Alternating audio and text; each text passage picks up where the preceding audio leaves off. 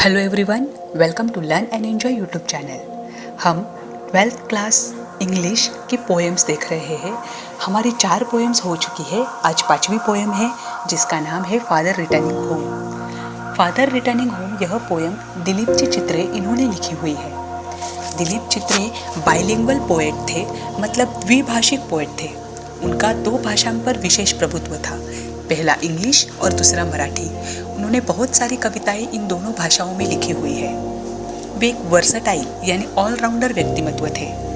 उन्हें साहित्य अकादमी अवार्ड से भी नवाजा गया हुआ है। उम्र के 16 साल से ही संत साहित्य को इंग्लिश में ट्रांसलेट करना उन्होंने शुरू किया था। यह जो कविता है फादर रिटर्निंग होम, यह कविता ट्रैवलिंग इन अ केज इस कविता संग्रह से ली गई है। कोई भी व्यक्ति ग्रुप में रहता है और ग्रुप में रहकर भी वह अकेला महसूस करता है, खुद को पर महसूस करता है। उनके अपने उसे वहाँ पर नहीं लगते हैं, अपनों के बीच में भी रहकर वो अकेला रहता है, तब उसका जीवन कितना दुखी होता है, निराशाजनक होता है, यह इस पोयम में बताया गया है। दिलीप जी चित्रे जी ने यह पोयम अपने पिता को डेडिकेट की है, समर्पित की है। एक पिता का जो बूढ़ा हो चुका है, उसका जीवन कैसा है, अगर उसमें उसे घर में भी वह वैल्यू नहीं है और बाहर भी समाज में उसे वह वैल्यू नहीं है, उसके होने न होने से किसी को कोई फर्क नहीं पड़ता है, तो उसका जीवन कितना निराशाजनक होता है। यह पेनफुल जो विचार है वो यहाँ पर रखे गए हैं। पोएम अच्छी है, जगत के सत्य को बतलाने वाली है कि बहुत सारे लोगों के साथ यही स्थिति अंत समय में होती है। उनके साथ ऐसी स्थिति ना हो, यह पोएट का भी कहना है। और इस सिचुएशन से हम उनकी स्थिति समझ सकते हैं, ताकि आगे के जो लोग हैं या कहीं किसी और के साथ ऐसा हो रहा है तो वह कम हो सकता है। इसीलिए ऐसी पोएम्स की भी पढ़ाई करनी ज़रूरी होती है। ज़्यादा देरी न करते हुए आज की पोएम हम स्टार्ट करते हैं। तो पोएम का नाम है father returning home, written by Dilip ji Atre. Line by line हम एक्सप्लेनेशन देखते हैं। My father travels on the late evening train. मेरे पिता लेट इवनिंग ट्रेन यानी देर शाम को चलने वाली ट्रेन से, रेल से ट्रैवल करते हैं। Standing among silent commuters in the yellow light. अब कम्यूटर्स का मतलब होता है रोज प्रवास करने वाले प्रवासी। मोस्ट ऑफ जो अप डाउन करने वाले लोग होते हैं उनको कम्यूटर्स कहा जाता है, जो हर रोज प्रवास करते हैं। तो वह कम्यूटर्स है और वह साइलेंटली खड़े हुए हैं। रेल में भीड़ है और उसमें वह खड़े होकर जो रेल की येलो लाइट है उसमें उन सबका प्रवास चल रहा है, क्योंकि रात का समय है और येलो लाइट ही दिख रही है। Suburbs slide past his unseeing eyes. Suburbs यानी शहर के आजू बाजू के ठिकान।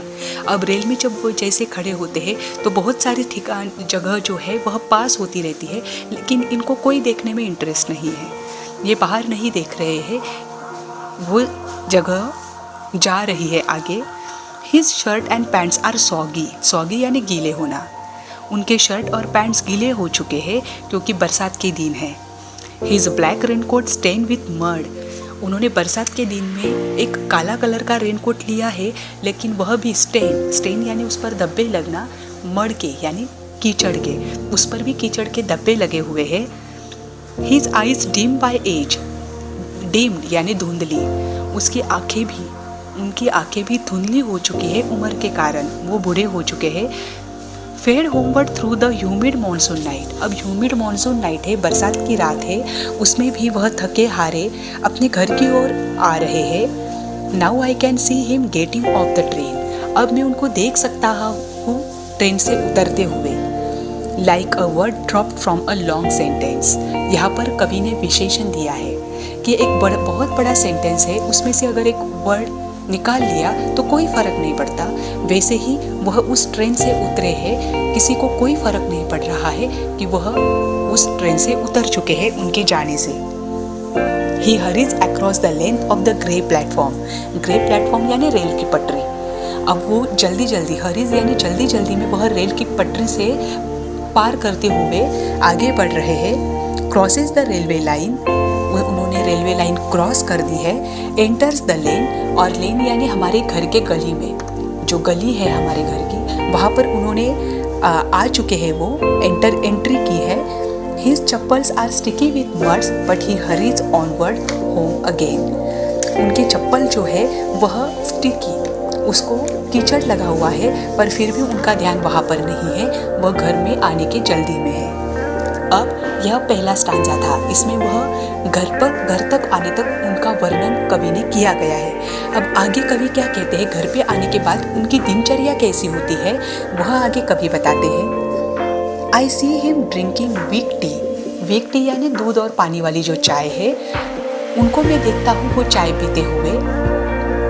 Eating a stale chapati, stale यानी बासी, वह क्या खाते हैं आने के बाद, बासी चपाती खाते हैं। रीडिंग अ बुक, अब उनके साथ बोलने के लिए कोई नहीं है, तो जब वो खाना खा लेते हैं उसके बाद वह किताबें पढ़ते हुए बैठते हैं। तो वो किताबें पढ़ रहे हैं। He goes into the toilet to contemplate, वह टॉयलेट जाते हैं टू कंटेम्पलेट। अब टॉयलेट में जाकर वह बहुत देर तक बैठते हैं और वहाँ पर कंटेम्पलेट यानी एक ही विचार को बार बार सोचना या बहुत देर तक सोचना। तो वहाँ बैठे बैठे वो एक ही बात सोचते रहते हैं, जो कि है अकेलेपन की।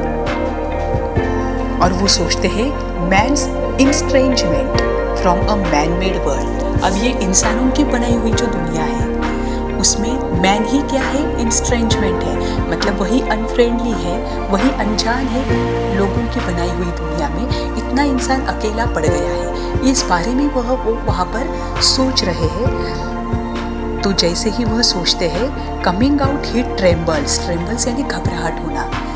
अकेलेपन से इंसान घबरा जाता है, घबराहट होने लगती है, निराशाजनक वो जीवन जी रहे हैं और ऐसा सोचते सोचते वह घबरा जाते हैं। एट द सिंक यानी वॉश बेसिन, वो बाहर आए हुए हैं, वॉश बेसिन के पास वह खड़े हैं। खड़े जब वो विचार उनके दिमाग में आता है तो वह घबरा जाते हैं। The cold water running over his brown hands, और उन्होंने नल जो है बेसिन का वह चालू कर दिया है और उनके सावले हाथों पर पानी, ठंडा पानी आ रहा है। A few droplets cling to the graying hair on his wrist, अब उनके ग्रेइंग हेयर है, कुछ पानी की बूंदें जो है वह उनके ग्रीन हेयर यानी सफ़ेद बाल उस पर पड़ी हुई है। His sullen children, sullen यानी जिद्दी, उनके जिद्दी बच्चे have often refused to share jokes and secrets with him। उनके जो जिद्दी बच्चे हैं वो उनके साथ जोक्स, उनकी बातें या फिर उनके सीक्रेट शेयर नहीं करना चाहते हैं, वो रिफ्यूज़ करते हैं शेयर करने से। He will now go to sleep, इसलिए कोई उनके साथ घर में बात नहीं करता है। अब वो हाथ धो लेते हैं और सोने के लिए चले जाते हैं।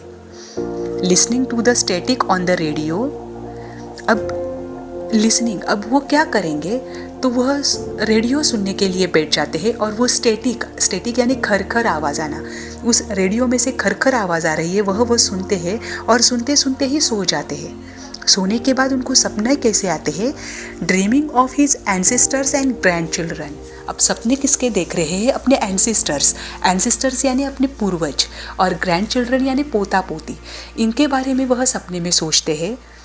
और थिंकिंग ऑफ नोमैड्स, और उसके बाद वह सोचते हैं, विचार करते हैं कि वो नोमैड्स जो जिनका भटका जीवन होता है, जो बंजारी लोग होते हैं, वो भटकता जीवन यानी एक जगह पर वो स्थिर नहीं रहते, कभी इस गांव में रहते हैं, कभी अगले गांव में जाते हैं, तो उनका जीवन कितना अच्छा होता है, नए नए लोगों में रहते हैं, नए नए लोगों से मिलते हैं, जुड़ते हैं, नई जगह पर वो जाते हैं, उनके जीवन के बारे में सोचते हैं। और आगे कभी कहते हैं, अ सब कॉन्टिनेंट थ्रू अ नैरो पास, एक तंग रास्ते से भी वो पूरे जीवन को, सब कॉन्टिनेंट यानी कितने जगहों पर वो जाकर आते हैं, उनका जीवन कितना छोटा होता है, कितना सीमित होता है, लेकिन सीमित जीवन में भी वो असीमित आनंद ले लेते हैं, ऐसा वह सोचते हैं और सोचते सोचते ही सो जाते हैं। यहाँ पर ही यह पोयम जो है, कविता है, वह पूर्ण हो जाती है। कविता में कवि का कहना है कि कभी कभी ऐसा जीवन लोगों के जिंदगी में रहता है कि अंतिम समय में उनको कोई उनके पास नहीं होता है, वह बूढ़े हो चुके हैं, अपना जीवन निराशाजनक वो जी रहे हैं। ऐसा ही जीवन उन्होंने उनके पिता के बारे में बताया है, अपने पिता को उन्होंने डेडिकेट किया है। इस जीवन से जीवन की सत्यता को जाने, ऐसे पोयम से हम लोगों के जीवन में निराशाजनक स्थिति होती है तो उनको पॉजिटिविटी देने का प्रयास करें। इसके पीछे कवि के यही भाव है। आज की कविता पूर्ण हो जाती है। अगर आपको पसंद आई हो तो कमेंट बॉक्स में ज़रूर बताएं। अगर आपने आज तक चैनल सब्सक्राइब नहीं किया है तो ज़रूर करें, ताकि आपको नोटिफिकेशन मिलते रहे, नए नए वीडियोज़ हम आप तक पहुँचाते रहे। Thank you very much.